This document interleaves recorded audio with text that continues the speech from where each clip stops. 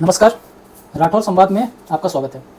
आज हम बात करेंगे शमिष्ठा पनोली की, जिसे बंगाल पुलिस ने हरियाणा से अरेस्ट करके ले गई सिर्फ इसलिए कि उसने ऑपरेशन सिंदूर के दौरान पाकिस्तान और बॉलीवुड के 3 भड़ुए खान पे कुछ आपत्तिजनक बातें कही और कुछ सही भी कहा उसने।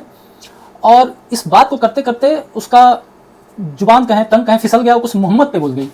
अब पता नहीं ये मोहम्मद कौन है, हमेशा ही लफड़ा हो जाता है इस पे बोलते। इससे पहले नुपुर शर्मा ने भी बात की थी, पता नहीं कौन है मोहम्मद है, इतना लफड़ा हो गया, सर तन से जुदा, और आज वो गुलामी की जिंदगी जी रही है। मेरा सवाल आज ये है कि ये नहीं है कि बंगाल पुलिस अरेस्ट करके ले गई, क्योंकि बंगाल पुलिस ममता खातून के आदेश पे कर रही है। ममता खातून जो है अपने कौम के लिए जो अपीजमेंट की राजनीति है उनकी वो कर रही है, वो सही है अपने स्तर पे। लेकिन सवाल ये बनता है कि हरियाणा में तो बीजेपी की सरकार है, वो तो हिंदुत्ववादी सरकार है, हिंदुओं का संरक्षण करने के लिए जानी जाती है, फिर उन्होंने ऐसा क्यों होने दिया? सारे सोशल मीडिया पे सवाल सिर्फ ममता खातून से, बंगाल पुलिस से पूछी जा रही है, लेकिन कोई भी सवाल बीजेपी से नहीं पूछ रहा है, जबकि वाजिब सवाल बीजेपी से बनता है। अब इसका जवाब यह है कि बीजेपी को पता था कि जैसे ही शमिष्ठा बंगाल जाएंगे अरेस्ट होकर, सारे हिंदुत्ववादी संगठन सब एक हो जाएंगे, सोशल मीडिया पे बाइकआउट करेंगे और उसका राजनीतिक फायदा बीजेपी उठाएगी, जैसे पहले भी उठा चुकी है। तो यहाँ सवाल बीजेपी से पड़ता है, अगर बीजेपी चाहती तो अरेस्ट वारंट होने के बावजूद भी ऐसा प्रोविजन है, अगर गवर्नमेंट चाहती, हरियाणा की पुलिस चाहती, हरियाणा की कोर्ट चाहती, तो शमिष्ठा को वहीं बेल दे सकती थी, लेकिन ऐसा उन्होंने नहीं किया। ऐसे बहुत सारे जो हिंदू देवी देवताओं पे लोगों ने टिप्पणियां की हैं, वो कौन सा अलावादिया है और कौन पता नहीं क्या क्या स्टैंडिंग कॉमेडियन, वो मुस्लिम सब बहुत सारे कॉमेडी किए, बहुत सारे FIR भी हुए, लेकिन आज तक अरेस्ट तो नहीं हुआ है, क्योंकि ऐसी स्थिति में बेल मिल जाता है। सुप्रीम कोर्ट भी बहुत सुमोटो एक्शन ले लेती है, और आज इसके बारे में तो सुमोटो ली नहीं। अब खैर उस पर छोड़ो, सुप्रीम कोर्ट पे बाद में कभी बात करेंगे, उनका भी इतना पता नहीं क्या क्या है।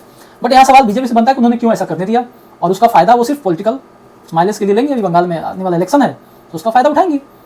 तो मेरा कहना यह है कि हिंदुओं के लिए कि हिंदू अब जाग जाओ, सारे संगठन एक हो जाओ और अपनी तलवारें निकाल दो, क्योंकि अगर आपको ऐसा सोचते हो कि बीजेपी आपका संरक्षण करेगी, आपका हितैषी है, तो मुझे नहीं लगता ऐसा है। वो सिर्फ पॉलिटिकल माइलेज लेने के लिए आपका इस्तेमाल करती है, जैसे मुस्लिमों का इस्तेमाल बाकी सब पार्टियां करती है, सबको मालूम है, उनको ना समझ में अलग बात है, वैसे ही बीजेपी आपका इस्तेमाल करती है। तो आपको अपना संरक्षण करने के लिए अपनी तलवारें खुद निकालनी पड़ेगी, बंदूकें खुद निकालनी पड़ेगी। जब आपके देवी देवताओं पर कोई ऐसी टिप्पणी करती है, तो जैसे उन्होंने एक नारा दिया था कि गुस्ताखे वो रसूल की एक ही सजा, सर तन से जुदा, तो आपको भी एक नारा देना पड़ेगा कि गुस्ताखे शिव की एक ही सजा, लिंग धड़ से जुदा, सॉरी वो कटा हुआ लिंग, धड़ से जुदा। हाँ, अब लोग कहेंगे कि बहुत भड़काऊ बयान है, तो है भाई, इसमें गलत क्या है? संरक्षण अगर सरकार नहीं देगी तो तलवारें तो उठानी पड़ेगी आपको। और अब ये समय आ गया है कि जब तक आप तलवारें नहीं उठाएंगी, ना कोई दूसरा पक्ष सुनने वाला है, ना सरकार आपकी सुनने वाली है।